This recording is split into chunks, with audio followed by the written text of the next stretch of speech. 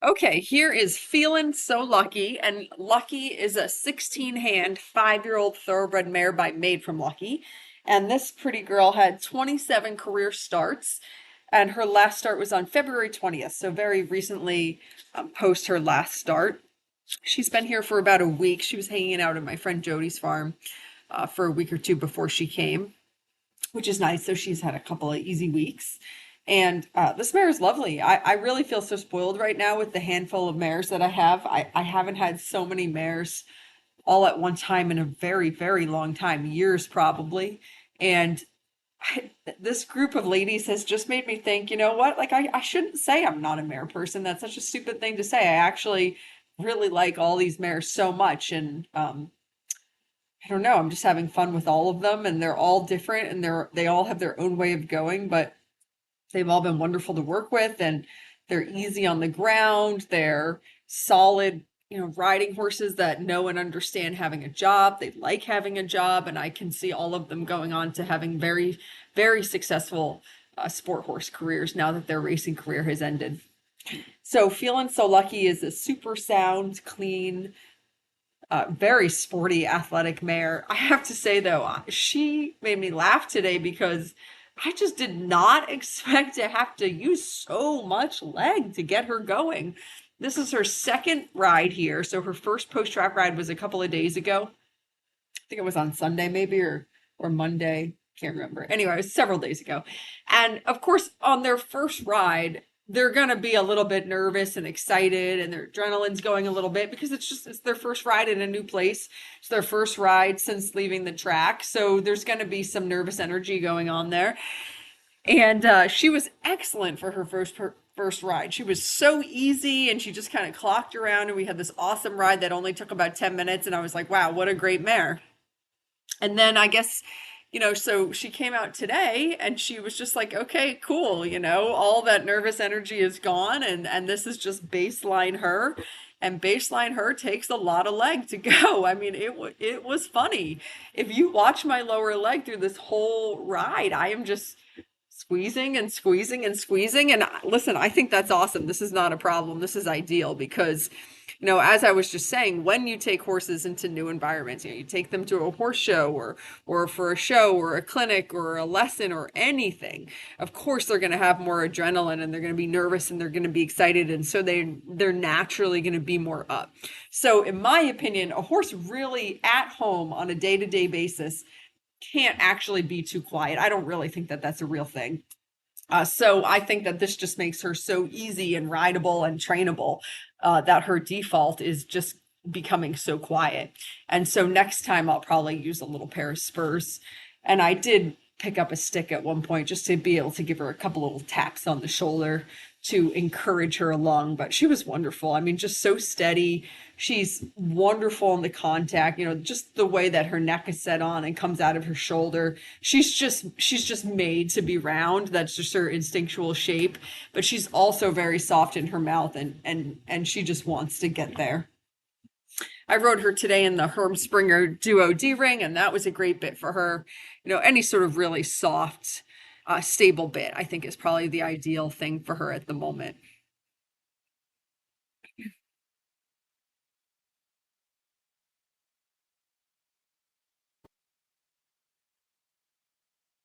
She has a fantastic canter, and it's a very uphill and balanced, and just like in her other gaits, she wants to be very soft and round. The first time I rode her, it was just an introduction ride. It was a very sort of cloudy, windy day, and she was wonderful. So we kept it short and sweet, and I just sort of coasted around in half seat. But today I took the time to work the canter a little bit more, and actually properly sit down on her in the canter and get a feel for how she thought about, using your seat and putting a little bit more pressure and aids into play. And she was wonderful. I mean, she just soaked it up and rose right to the occasion. This is some nice work here in her shape. And actually, she was so good. And again, I mean, just another really easy ride. I mean, I had to use my leg a little bit more than I anticipated, but just such a pleasant, quick ride that we actually introduced some poles at the end because, I think this whole ride only took like 10 or 11 minutes. And so it just felt like a good time on a positive note before she wasn't exhausted. to see what she thought about going over some poles. And she was excellent, just sort of in tune with everything else. She was just so easy about it. And so she had a little walk, trot, and canter over some poles. And that's the last thing we did. And it's at the end of the video coming up.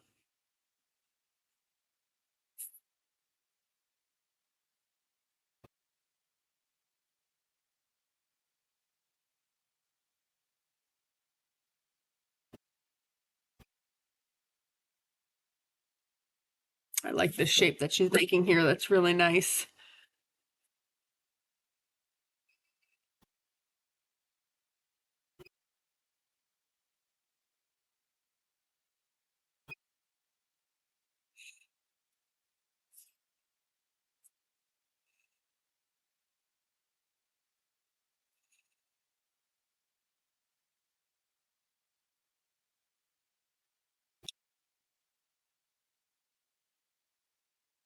So here this all felt really balanced and soft. So I was thinking, okay, it's probably time to start finding my way into the saddle and using my seat a bit more.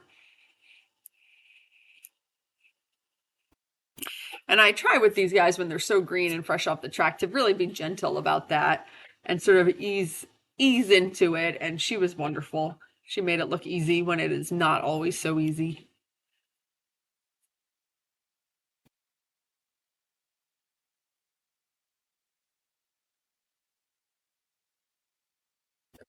This whole canter set to the right just felt so good.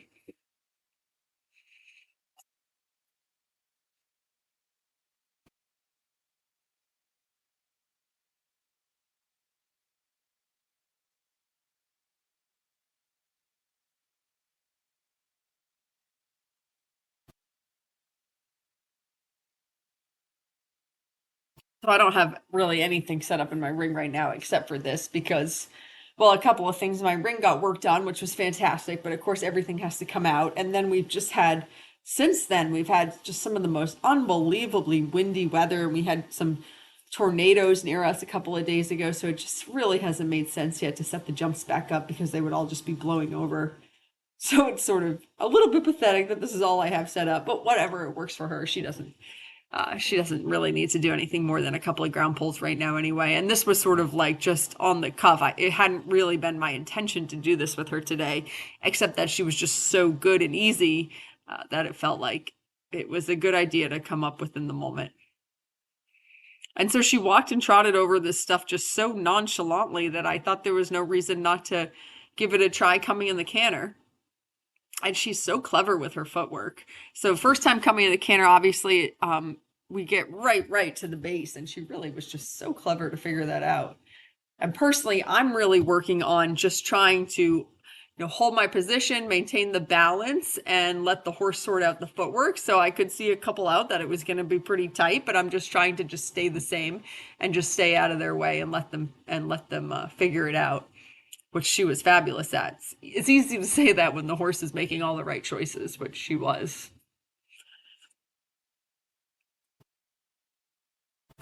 So there she split it with her front legs, but that's a very normal, I'm not even gonna, it's not a mistake, just a very normal learning moment for a horse. And she was really balanced and quick to step right back into a nice left lead canter.